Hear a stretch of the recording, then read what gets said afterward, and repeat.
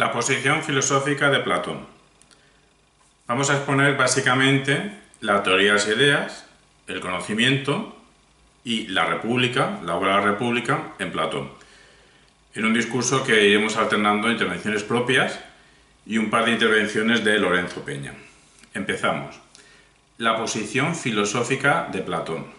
Cualquier posición filosófica es contra alguien. ¿Contra quién era la de Platón? Contra los sofistas. ¿Por qué? Porque eran subjetivistas, porque eran escépticos, porque eran relativistas.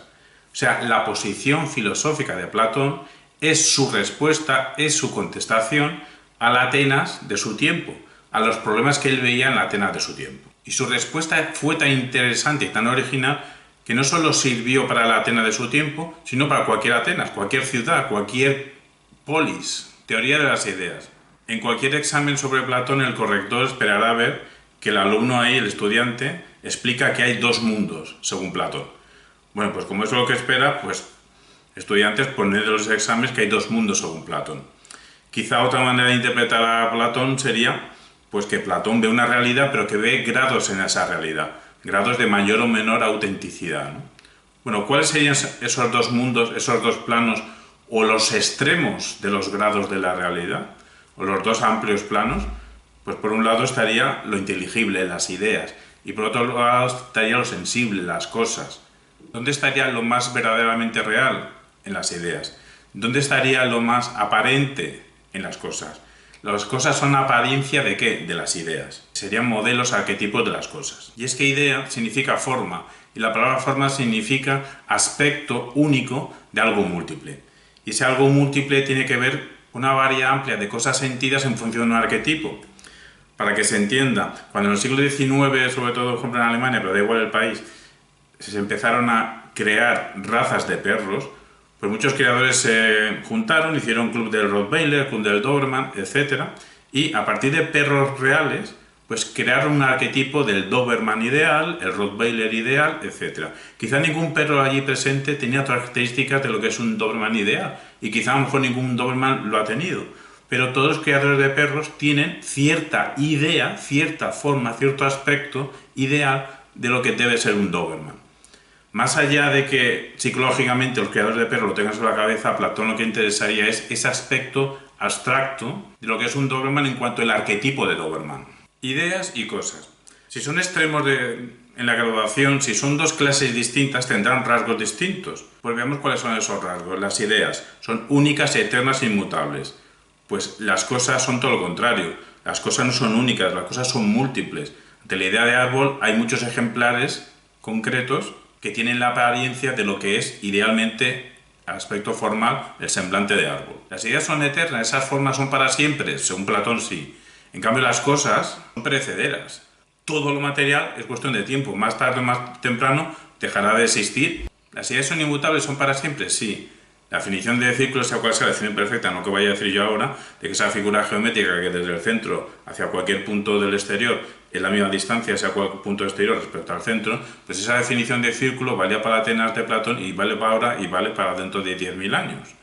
En cambio, las cosas cambian, las cosas al ser materiales van cambiando. Pero lo que nos dice Platón es que las cosas múltiples, cambiantes, materiales, perecederas, lo son en función de los modelos, y esos modelos los llama formas. A todo esto hay una jerarquía, hay una graduación, hay unos grados.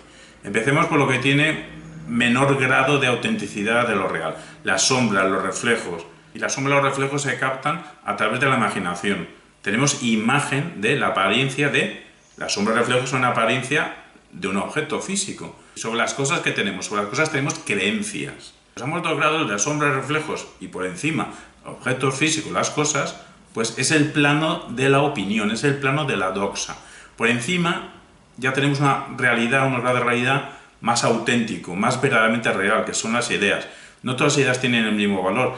En la jerarquía más básica estarían las ideas matemáticas. De nuestro tiempo nos parece las matemáticas algo muy abstracto, algo muy superior, pero si Platón lo pone en el nivel más bajo de las ideas es porque pensaba en ideas matemáticas más bien como ideas geométricas y más bien como ideas de arquitectura, planos geométricos, figuras geométricas para hacer casas, o sea, planos para hacer casas, o sea, casas algo concreto. A tener las ideas matemáticas, este aspecto de geometría, de arquitectura, mucha relación con lo práctico, con lo físico, pues son las ideas más bajas. Por encima estarían el resto de ideas. Y por encima del resto de ideas estarían 3 ideas las más importantes, las más relevantes. Justicia, belleza, bien. Las 3 ideas tienen que ver con el equilibrio. Fenómeno muy importante, un concepto muy importante en el mundo clásico griego ateniense. Belleza, justicia, bien. La belleza, el equilibrio que tiene que ver con las cosas físicas, la justicia más bien el equilibrio que tiene que ver con la comunidad, con la polis, con la manera de convivir. Y estaría bien, que sería la más importante de las 3, la más importante de todas. Pero no hay que entender bien como lo de contrario de portarse mal, me porto bien, me porto mal. No. La idea de bien, más bien, habría que entenderla desde un plano actual, pues a calidad. Tendría algo parecido a lo de la calidad empresarial, hacer las cosas con la máxima calidad. Entonces, Platón, para hacerse entender, dice que la idea de bien es como el sol. De la misma manera que el sol, el astro, ilumina el resto de cosas físicas para que las veamos más y mejor, pues la idea de bien, entendida, según esta explicación, como de calidad, pues ilumina el resto de ideas, para tener ideas de calidad, que son modelos a su vez de cosas para que puedan ser cosas de calidad. A nivel muy básico, lo que acabamos de exponer sería la teoría de las ideas, una teoría racionalista, una teoría que nunca expuso de forma sistemática a Platón, una teoría de las ideas que en los primeros diálogos pues analiza algunas ideas sueltas como belleza, virtud, valor, y en los diálogos de madurez apela a que en su escuela, en la academia, pues se conoce la teoría de las ideas y se da por sabida. Y luego ya en los diálogos de vejez, pues incluso llega a criticar la teoría de las ideas. Si es importante esta doctrina de las formas en la historia de la filosofía es porque introdujo un problema del que se ha seguido hablando, sobre todo en la Edad Media, pero incluso también en la actualidad. El problema de los universales, el problema de qué tipo de realidad tienen esos conceptos que se refieren a cosas particulares, o hasta qué punto son reales dichos conceptos que se refieren a cosas particulares. Conocimiento. Con esta teoría de las ideas, como en Platón todo está entrelazado, pues tiene cierta concepción de lo que sea el conocimiento, cierta concepción que es enemiga de la concepción de su época, la epistemología de su época, que estaba desarrollándose con los sofistas. Para los sofistas, pues el conocimiento, según Platón, vendría a ser un reflejo, pero un reflejo ¿de qué? Del falso saber de la mayoría. Por eso Platón es un crítico de la democracia. Para los sofistas el conocimiento sería un reflejo o bien directamente de apariencias o bien de lo que opina la mayoría. Pero para Platón, para saber cómo son las cosas, no se trata de ver apariencias o de hacer una votación, una estadística o una encuesta. Se trata de encontrar un método riguroso que nos llegue al conocimiento de las ideas. Y ese método es la dialéctica, que tiene que ver con un juego de preguntas y respuestas. Y al distinguir Platón dos mundos, bueno, en el examen un estudiante tiene que poner que Platón distingue dos mundos. También se podría exponer que al distinguir Platón distintos grados de realidad, pues también distingue Platón, dirá el estudiante, dos tipos de conocimiento. O también se puede decir que Platón distingue distintos grados de realidad. Por un lado estaría lo que nosotros, desde nuestro punto de vista, de nuestra época llamamos ciencia. Pues esa ciencia correspondería al mundo inteligible, correspondería a las ideas. Y por otro lado estaría la opinión, y la opinión correspondería a lo sensible. Ciencia, lo inteligible, opinión, lo sensible. Observando cosas sensibles, apariencias y objetos físicos, solo tendremos imágenes y solo tendremos creencias, es decir, solo tendremos opinión, y haciendo las preguntas interesantes y operando con ideas, podremos llegar al conocimiento. Lo que pasa es que hay un problema y Platón se da cuenta. Nosotros los seres humanos estamos en el mundo sensible, en el mundo físico, de sombras y de objetos físicos. En cambio, Platón apela a otra realidad, o que hay una realidad con un grado más auténtico, que es lo inteligible. Pero no tiene una apariencia sensible. En lo sensible está lo sensible, lo inteligible no lo sensible. Entonces, ¿existe o no existe lo inteligible? Pues Platón se ve justificado a explicar dicha existencia. ¿Cómo? Pues a través de la teoría de la anamnesis o teoría de la reminiscencia. ¿Y qué quiere decir esto? Bueno, Platón parte del prejuicio de que el alma la caracteriza como inmaterial, la caracteriza como inmortal. Y el alma, inmaterial e inmortal, pertenece al mundo de las ideas. Y cuando se encarna en un cuerpo, cuando nacemos, se encarna en un cuerpo material, pues el alma, digamos que se olvida de esas ideas con las que estuvo en contacto y cae en la ignorancia.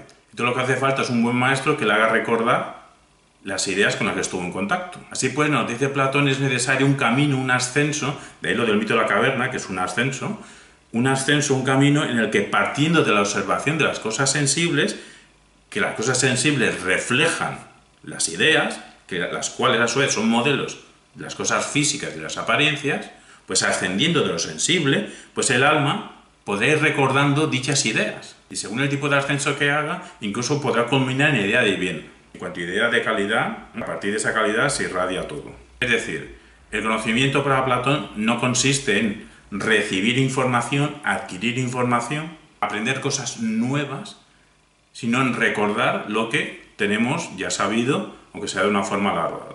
Es interpretación nuestra, pero que lo que dice Platón nos puede parecer un poco anticuado, hay que tener en cuenta que el nivel de evolución del griego de su época y de los conceptos que manejaban, pero puede tener cierta sintonía con la teoría de los genes. Ahora ya sabemos que tenemos un código genético, que los genes tienen una información, o sea que venimos al mundo ya con cierta información, pero que esa información se va activando en función de muchas condiciones, circunstancias, etcétera, factores. Esa activación de genes pues hace que seamos de una manera o seamos de otra. Por eso ya sabemos que la alimentación y muchos factores pues tienen que ver en mecanismos de activación, desactivación de genes. Pues no es tan distinto lo que acabo de decir de los genes con lo que dice Platón, que el alma inmaterial e inmortal se encarna en un cuerpo material con ciertas ideas que se olvidan y luego con la educación se recuerdan. La República, la obra de la República, mejor dicho, Politeia. Platón no firmó, bueno, tampoco firmó ninguna obra llamada La República, sino Politeia. La palabra Politeia es griega, la palabra República viene del latín. Bueno, se ha hecho famosa la obra de Platón con Sobre la cosa pública. Es una obra de madurez, la obra más importante de Platón, y es una obra en la que se pregunta qué es la justicia. La justicia ocupa el centro de reflexión de esta obra, y su propósito, el de Platón, es cómo es posible constituir un Estado justo, cómo es posible que la idea de la justicia ilumine nuestra manera de convivir. Al final, la conclusión a la que llega es que un Estado justo será un Estado en el que gobiernen aquellos que conocen no solo la idea de bien, sino el resto de ideas a poder gobernar en función de dicho conocimiento de calidad. ¿Y quiénes son esas personas? Los filósofos. No se nace filósofo, hace falta educación. Entonces el futuro filósofo desarrolla sus cualidades a través de la educación. Por tanto, la educación de los filósofos será el tema central de los libros sexto y séptimo de la República. Bueno, decimos libros porque es como así se denomina académicamente, aunque para entendernos son capítulos. Nosotros llamamos capítulos, en aquella época se llamaban libros. Bueno, pues en los capítulos sexto y séptimo de la Politeia, de la República, se trata el tema de cómo hay que educar, para que, a consecuencia de esa educación, hay unas personas filósofas que puedan gobernar, con conocimiento de calidad. Daniele Ninerati, en la actualidad, uno de los mejores filósofos políticos, pues nos dice algo establecido, no en el sentido de que los filósofos tengan que gobernar, sino lo que nos subraya Daniele Ninerati es que el problema más grave de la política actual es cómo los políticos gestionan la sociedad del conocimiento de calidad, y no que nos hagan pasar por conocimiento cosas que no lo son, cosas que caen bajo ese rótulo que se ha hecho de moda de posverdad. Pues bien, Platón no solo escribió a favor de algo en esta obra de la República, a favor de un programa educativo para que sea la base de un programa político centrado en ciudades, en la polis, no está hablando de país entero ni del mundo entero, su contexto es la polis. No solo habla a favor de algo, sino en contra de algo, en contra de los sofistas y su subjetivismo, su escepticismo y su relativismo. Pasamos ahora a utilizar materiales de este libro, El pensamiento de Platón, del británico Group, de este libro de 1970, y nos dice que la lectura de Platón exige detenerse para sintetizar las afirmaciones que en los diálogos van emergiendo. ¿Por qué? Porque Platón no es sistemático. En ninguna de sus obras, en ninguno de sus diálogos aborda, con la excepción del banquete, un tema en profundidad, acota un tema y lo analiza, única y exclusivamente un tema. Es decir, nunca escribió un diálogo sobre un tema determinado con la excepción del banquete. Lo que va haciendo es seguir el hilo discursivo, lo que va haciendo es seguir la discusión allí donde le lleve. Se nos comenta en este libro que el estilo imaginativo de Platón a la hora de escribir las escenas y la naturalidad con que representa las conversaciones, pues hace difícil captar los hilos discursivos. Y además se nos comenta que en Platón cualquier fragmento suyo, pues en realidad casi que haría referencia a la totalidad de la obra platónica, a la totalidad de los diálogos. Con esta interpretación nosotros vemos un problema, que los diálogos evidentemente se hicieron cronológicamente, no se hicieron todos de golpe. Entonces, ¿qué está suponiendo? Cuando hizo los primeros diálogos ya tenía en mente el desarrollo posterior de estos diálogos de lo que iba a decir en los últimos diálogos de vejez y en los anteriores de madurez. Bueno, lo que sí está claro es que la mente de Platón es sintética. Añadimos nosotros que sí, es una mente sintética, pero que analiza problemas importantes en el lenguaje. Pues nos dirá Lledó a través del diálogo. Pero bueno, lo que sí que es verdad es que es imposible explicar cualquier contenido suyo de Platón sin explicar la obra entera. Eso sí que es verdad. Como que hablar de metafísica platónica no tiene sentido, o hablar de ética platónica no tiene sentido, o hablar de la psicología en Platón no tiene sentido, o si lo tiene, que seamos conscientes que eso sería un insulto al propio Platón. Pues Platón consideraría que esa clasificación no tiene sentido. Quizá hubiese aceptado Platón tratar por separado la teoría de las ideas como núcleo fundamental de cualquier metafísica, aunque él no hablaba en estos términos de metafísica. Quizá hubiese aceptado tratar el problema del placer como raíz de toda moral, y quizá hubiese aceptado tratar por separado el problema de la naturaleza humana como fundamento de una posible psicología científica. Lo que sí podemos decir es que el libro discursivo entero de todo el platonismo lo podemos agrupar en tres categorías, tres tipos de diálogos. Diálogos menores o socráticos, pues están más cerca de la muerte de Sócrates y quizá reflejen la manera de pensar de Sócrates: el Gorgias, el Protágoras, el Eutidemo, el Cratilo, el Fedón, el Banquete. Luego ya diálogos intermedios, como la República, el Fedro, el Parménides, el Teeteto, y ya diálogos de madurez como el Sofista, el Político, el Filebo, el Timeo, Critias y las Leyes. Se nos recuerda que un tema importante la cuestión socrática. La cuestión socrática quiere decir que hasta qué punto el retrato que hace Platón de Sócrates es un retrato adecuado, un retrato fidedigno al Sócrates histórico, porque hay más retratos de Sócrates y no se parece, o hay ciertas diferencias entre el retrato de Platón y el retrato que encontramos en la obra de Jenofonte, y que Jenofonte está tildado como un historiador veraz. Lo que parece improbable es que Sócrates sostuviera todas las doctrinas atribuidas al personaje Sócrates, sobre todo los desarrollos ya más elaborados de la teoría de las ideas. Se puede concluir que las intervenciones de Sócrates son puntos de vista platónicos. Hablando de la teoría de las ideas, en este libro se nos hace una definición exacta de teoría de las ideas: la aceptación de realidades absolutas, eternas, inmutables, universales e independientes. La aceptación de la realidad absoluta, eterna, inmutables, universales e independientes. No nos habla en esta definición de la existencia de dos mundos, sino de la aceptación de que hay ciertas realidades, que esas realidades tienen ciertos atributos que son de lo absoluto, lo eterno, lo inmutable, lo universal, lo independiente. Y pues habría otras realidades menos absolutas, menos eternas, menos inmutables, menos universales, menos independientes. Siendo el caso que de la belleza absoluta derivan su entidad todas las cosas que llamamos bellas, que de la justicia absoluta deriva su entidad todas las cosas que llamamos justas, y que de la bondad absoluta deriva su entidad todas las cosas que llamamos buenas.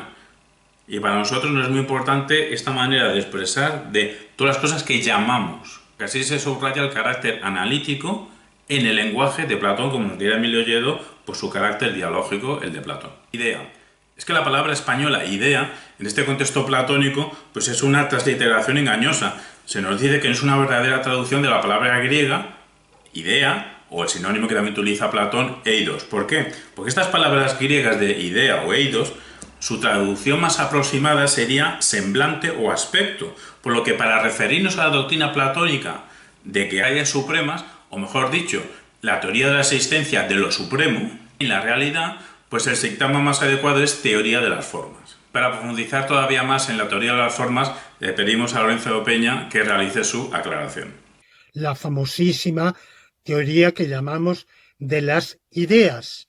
En realidad, esta traducción del griego idei o eidee por ideas es muy confundente, porque lo que nosotros entendemos por ideas son entidades que están en nuestra mente o en la mente ajena, pero para Platón, lo que él llama idei son entidades objetivas, modelos, maquetas de las cosas de este mundo, que cada una de las cuales tiene una sola propiedad, que es la propiedad subsistente. Lo bello en sí, la rojez en sí, o por qué no, la ventana en sí, que no tiene otra propiedad que la de ser una ventana. Yo tengo ahora mismo delante una ventana, ustedes pueden ver ventanas o alguna ventana en el cuarto en que estén, pero la ventana en sí no tiene ninguna de las características de esta o aquella ventana. No es ni de aluminio ni de madera, es ventana sin más. Bueno, esa concepción que Platón desarrolla en sus diálogos, en varios de ellos, pienso yo, de manera más eficaz, más convincente que en el Fedón. La verdad es que el primer encuentro que yo tuve con esa concepción en el Fedón, pues no me sedujo.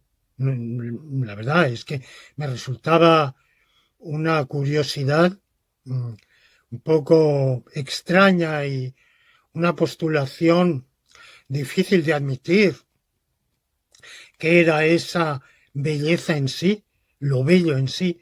Hay contradicciones en este mundo de las cosas que nos rodean.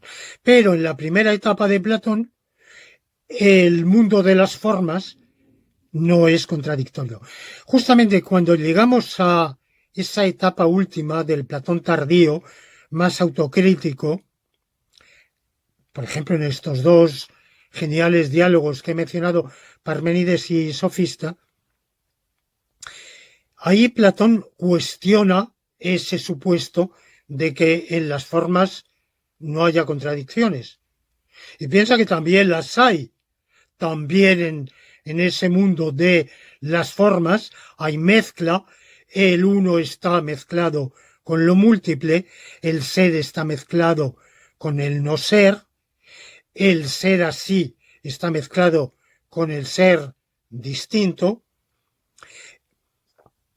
y eso relativiza la diferencia entre el mundo de las formas y este mundo en que vivimos, lo cual le plantea a Platón un problema evidentemente de si en ambas esferas o en ambos niveles del ser, de la realidad, se dan contradicciones y se dan mezclas.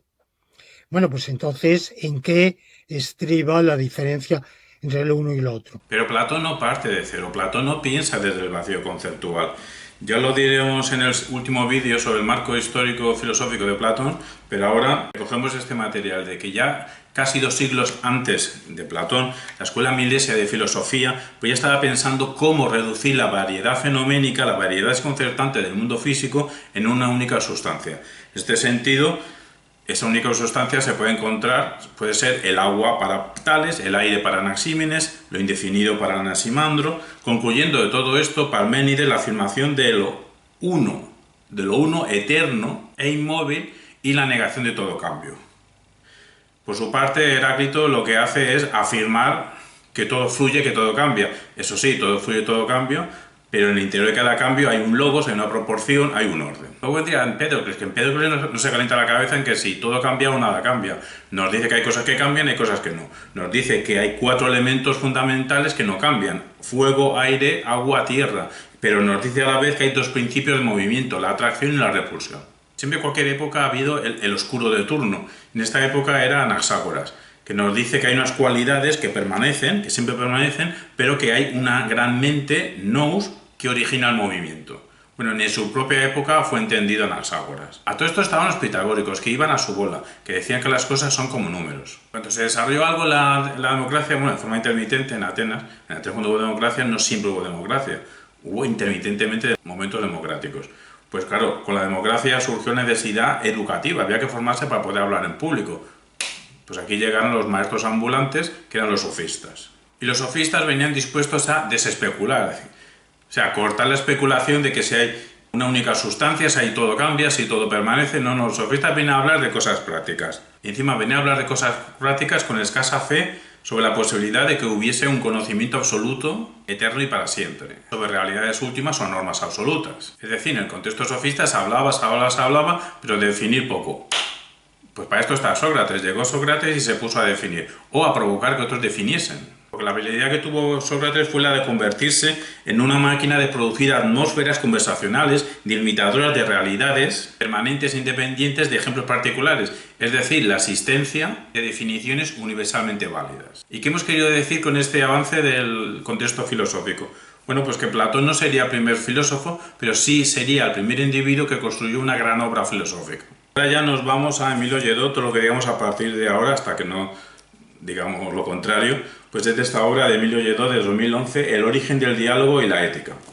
Lo que nos dice Emilio Lledó es que descubrir la palabra compartida revolucionó sensible e inteligentemente la posibilidad de entendimiento, primero propio, de entenderse uno con uno mismo, y luego de entendimiento mutuo, entender al otro cuando estamos mirando. Me entiendo a mí para luego entender a los demás y así poder solidarizarme. Solidarizarnos con la voz de quien nos mira. Es que nos dice Emilio Lledó que en un momento de la cultura griega en la que la mirada se orienta hacia las palabras, que nos dicen, que ocultan, que significan, pues toda esta reflexión se cuajó, se concretó en diálogo en la filosofía de Platón.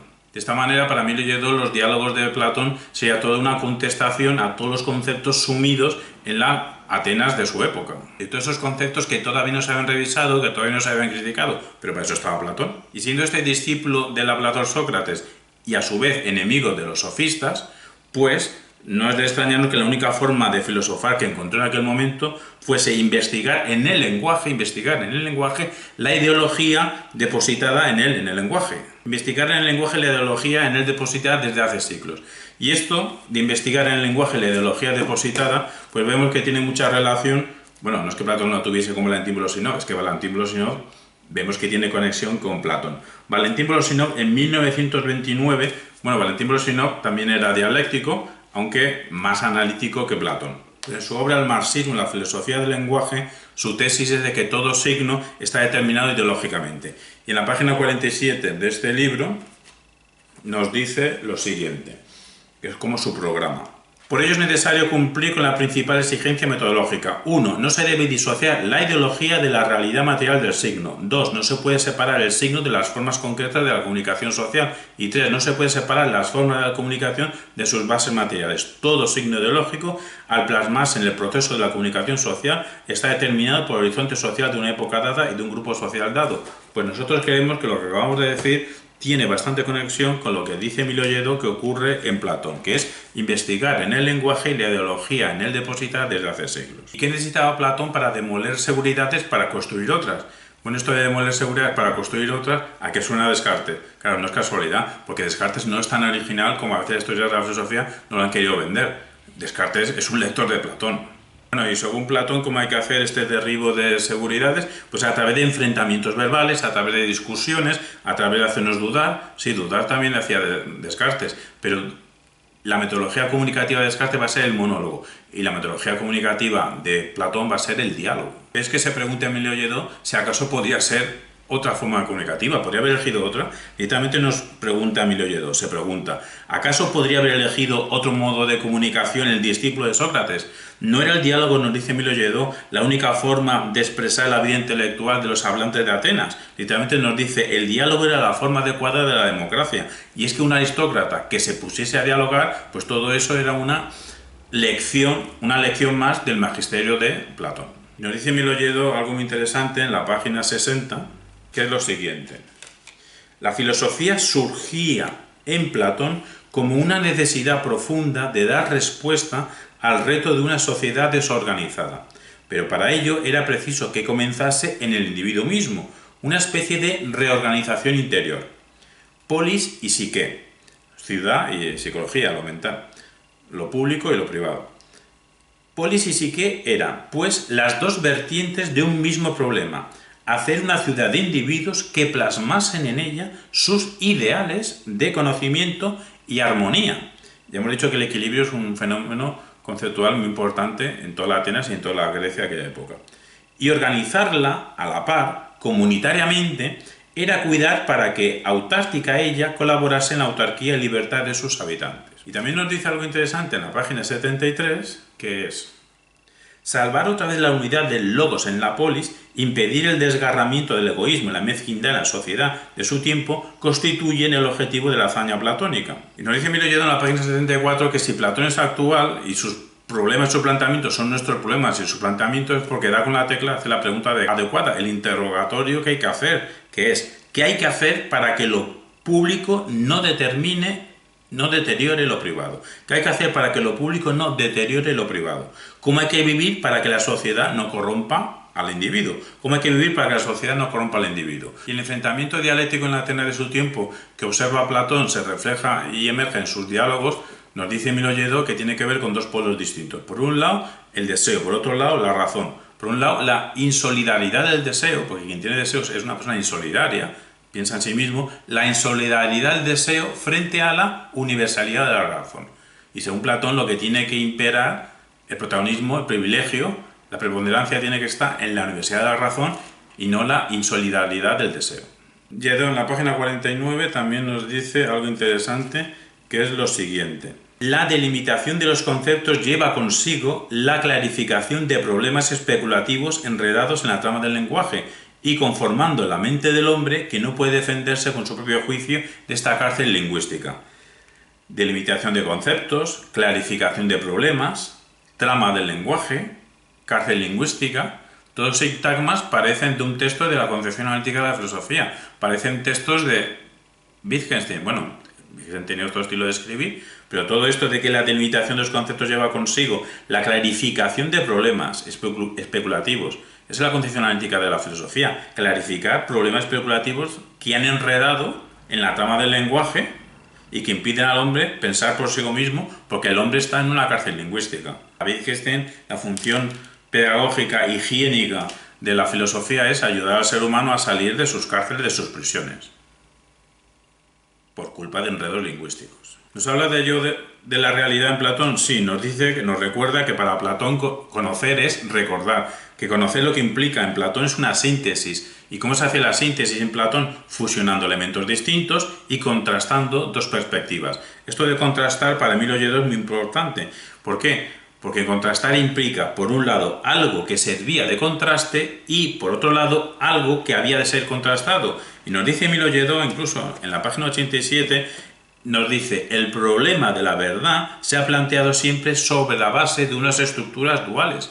Estructuras duales que en Platón acaban concretándose en unos esquemas ideales. Esquemas ideales que para el programa pedagógico político de Platón, estos esquemas ideales son la meta final del conocimiento, donde tiene que acabar la dialéctica, donde tiene que acabar la ascensión. Ya veremos en el próximo vídeo, el mito de la caverna, que el conocimiento implica una ascensión, desde lo sensible hasta lo ideal.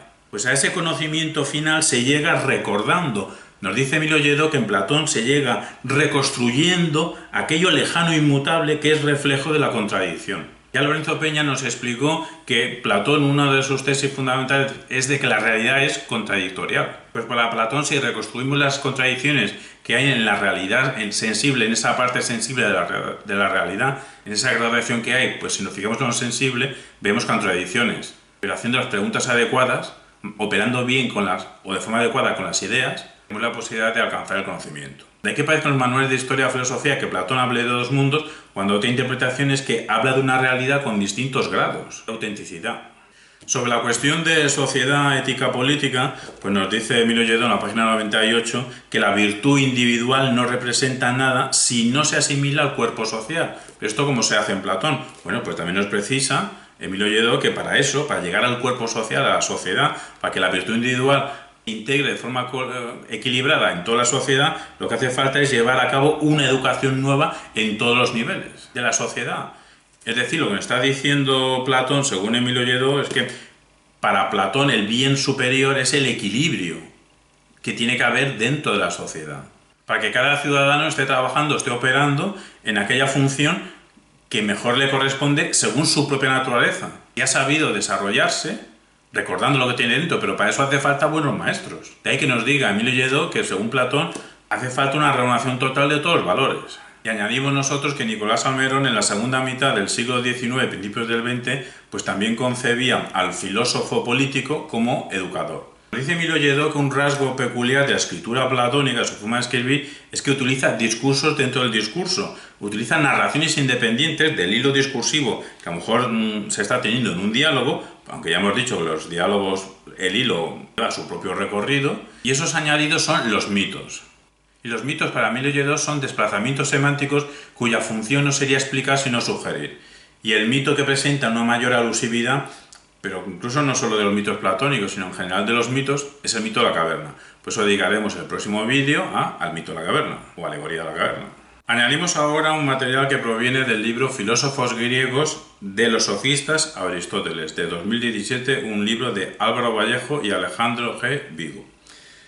Pues en esta obra nos dicen que la obra platónica, pese a su evolución interna, que la tiene, por eso podemos hablar de 3 grupos de diálogos, pues se puede considerar una unidad cuya inspiración sería política. Es decir, Platón iguala filosofía de inspiración política marcada por la oralidad. Y aún no hemos hablado de algo importante, que Platón fundó la primera universidad, llamada la Academia. Pues bien, la Academia de Platón, nos dicen estos autores de Vallejo y Vigo, cumplía una doble función: la investigación y la política, la teoría y la praxis. Porque por un lado tenía una función que era la investigación científica y por otro lado el estudio para poner el saber al servicio del Estado. Y todo esto también para hacer competencia a otras escuelas filosóficas, porque en Atenas en aquel momento había varios centros educativos y el más potente al que Platón quería hacer competencia era la escuela sofista de Isócrates. Añadimos nosotros que en la España actual también hay una escuela filosófica que nació con la vocación de ser una nueva o otra academia platónica. Nos referimos a la Fundación Gustavo Bueno, a la Escuela Filosófica del Materialismo Filosófico de Oviedo. Una Fundación Gustavo Bueno que se constituyó como asociación en 1997, pero ya en 1998 físicamente en un edificio, como otra academia. Si miráis en el canal de YouTube CG Bueno TV, pues veréis la cantidad de producción filosófica que están generando día tras día. Ahora viene el penúltimo tramo del vídeo, que es el más prescindible porque es una aportación propia. Más que una aportación, es que dejamos caer una pregunta en el aire: ¿Platón sofista o filósofo? Porque ¿acaso no adaptó Platón su mensaje a su época? ¿Qué hacían los sofistas en la época de Platón? Adaptarse a su audiencia.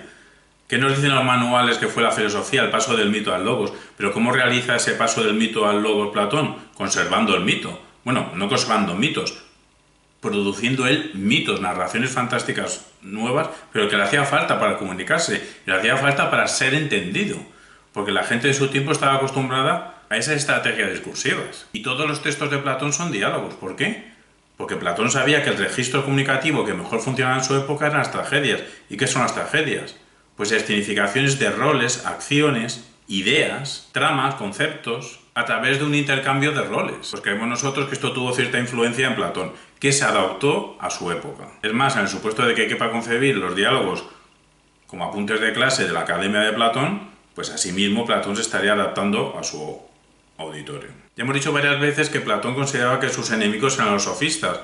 ¿Y cómo los tildaba? De manipuladores. ¿Qué decía que hacían los sofistas? Manipular. Los sofistas eran técnicos, sí, pero técnicas de manipulación, técnicas manipuladoras. Eran expertos de un uso engañoso del lenguaje, según Platón. Pero ¿no estaría cayendo Platón en la falacia de la descripción persuasiva, teniendo entonces una ceguera epistémica sobre los desarrollos epistemológicos lingüísticos que estaban desarrollando los sofistas en aquel momento? Para ser filósofo se requiere, decimos nosotros, al menos un nivel muy básico, 2 factores: argumentación filosófica y sistema. Que dicha argumentación acabe construyendo un sistema. Pues bien, vamos a pensar si estos 2 puntos se dan en Platón. Primero, argumentación filosófica. ¿Argumenta Platón? Bueno, según nosotros es que hace algo más que argumentar. Porque Platón lo que hace es escenificar argumentaciones. Lo que hace es, en sus diálogos, ver cómo emergen razones que dan justificación de ciertas ideas y con tono persuasivo. Vamos al segundo punto. A través de estos diálogos, esta argumentación se podría considerar que es un sistema lo que hace Platón. Bueno, Platón, ya hemos dicho varias veces, no sistematiza la teoría de las ideas, pero se podría decir que esa confluencia de voces que construye con los diálogos, pues en esa confluencia emergen ideas que se entrelazan con otras. Este entrelazamiento de ideas puede conseguir que el lector entienda mejor el mundo en el que vive y cómo debemos convivir. Para nosotros la intencionalidad de Platón, la intencionalidad a la hora de escribir, fue la de poner orden en el caos de la Atenas de su tiempo. En este sentido, Platón no hace un sistema estrictamente, pero es que hace algo más. Nos deja la idea de simploqué, la idea de entrelazamiento. Como ya hemos dicho, con el entrelazamiento de ciertas ideas podemos entender más y mejor el mundo, a nosotros mismos y cómo debemos convivir. Así, en cierto sentido, se podría decir que todo el juego de preguntas y respuestas de todos los diálogos constituyen, en cierta medida, si no un sistema, pues algo parecido, el platonismo. Bueno, aunque no se parezca a un sistema, algo que podría funcionar de forma semejante a un sistema. Repetimos que Platón no tiene ninguna intencionalidad de realizar sistema alguno. Es más, muchos diálogos quedan abiertos, y ahí la grandeza de Platón, que nos pone los problemas, pero no nos da una solución definitiva. Y esto es bueno, no es malo, obliga a pensar. Y hablando de los sofistas y de lo perversos que eran según Platón, pues Platón criticaba cierto uso de la retórica que hacían. Pero aquí hay una confusión, porque muchos se creen que Platón criticaba la retórica. No, Platón lo que criticaba es cierto uso, según Platón que era malo, porque era solo persuasivo y no argumentativo o poco argumentativo de la retórica. Lo que Platón criticaba es el uso excesivamente persuasivo y con déficit argumentativo. Pero no tenía ascos a la palabra retórica. Es más, quería una retórica filosófica. La llamó dialéctica. Podía haber llamado dialógica, porque en los diálogos el enfrentamiento de distintas voces a veces son más de dos voces. Dos voces dialéctica, dos o más voces dialógica.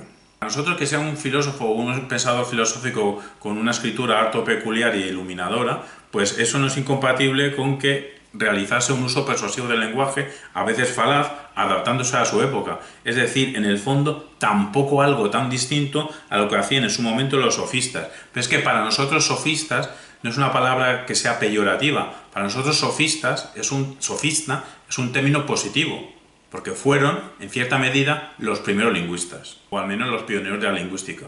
¿Y qué nos diría hoy Platón de nuestro mundo enredado? Pues quizá esto es elucubración, esto es un ejercicio literario casi. Platón nos diría hoy que un tuit es un diálogo del alma consigo misma, susurrado en el ágora. No nos olvidamos que Aristóteles dejó caer que había una doctrina no escrita de Platón. Entonces, ¿cuántos Platón había? El que escribía, el que hablaba, que era distinto. Bueno, esta pregunta se la lanzamos a Lorenzo Peña y le damos pie para que haga su valoración de la posición filosófica de Platón. Hay quien piensa que hay una escuela, por ejemplo en Italia, de estudiosos, de eruditos, que piensan que hay, pero vamos, en otros países también, que hay un Platón exotérico, que es el que, o sea, digamos, para el vulgo, para nosotros, que es el que se expresa en los diálogos, y hay otro Platón esotérico, con ese, que es el Platón, la doctrina secreta o reservada para los iniciados, que es la que exponía verbalmente a sus discípulos, y de la cual habría atisbos, por ejemplo, en sus cartas. Se conservan algunas cartas o se le atribuyen algunas cartas, la carta séptima y ciertos párrafos de esa carta séptima darían una clave que sería, ahí estaría encerrada la verdadera filosofía platónica. Bueno, yo con todos los respetos comprendo que entre los estudiosos tiene que haber quienes se dediquen a todo y a afilar cualquier punta, sacar punta donde puedan, pero para mí es una pura especulación. En realidad no sabemos absolutamente nada de que existiera tal doctrina reservada, ni menos que se pueda extrapolar de unas frases sueltas de una carta que ni siquiera es del todo seguro que sea verdaderamente escrita por Platón. Y sea lo que fuera lo que pensara Platón, lo importante no es lo que él pensara, sino lo que nos ha transmitido. Y lo que nos ha transmitido son sus diálogos. Él no quiso escribir, podía escribir un tratado. De hecho, algunos de los predecesores habían escrito tratados de los cuales no nos quedan más que pequeños fragmentos. Anaxágoras, Empédocles, Demócrito, de otros geniales como Parménides o Heráclito, nos queda todavía menos aforismos o el poema de Parménides, pero Platón siguió otra vía, que fue la vía del diálogo. Platón es además el único filósofo en la historia que es un grandísimo escritor. No solamente tiene el genio del filósofo, sino el genio del literato. Y por supuesto, el talento extraordinario de hacer la filosofía en forma de diálogo ameno, escenificado. No hay más que leer, por ejemplo, el comienzo de la República, toda la escenificación que hace de cómo se reúnen, en qué circunstancias, a propósito de una procesión de la diosa, de una fiesta, en qué momento cuenta detalles de la... Antes de enfrascarse en el tema filosófico que se va a debatir. Y después de Platón, varios filósofos, entre ellos mi amado Leibniz, han escrito también parte de su obra en forma de diálogo. Leibniz tiene diálogos famosos como el Pacidius Philaleti o los nuevos ensayos sobre el entendimiento humano. Pero, ¿qué quiere usted? Filosóficamente, muy bien, de contenido filosófico estupendo, pero como diálogo, como obra literaria, no tiene ese gancho, ese donaire, ese salero literario que tiene la obra del diálogo, el diálogo platónico, ¿no? Bueno, yo no sé si hay un Platón secreto, no lo conozco, no creo en él, ni descreo. Me atengo al Platón que nos ha venido por los diálogos y me conformo con eso, que es muchísimo, valiosísimo, que ha dado para muchísimos desarrollos y que seguirá dando para muchísimos desarrollos posteriores. Bueno, con todo esto consideramos que ya hemos introducido a la posición filosófica de Platón.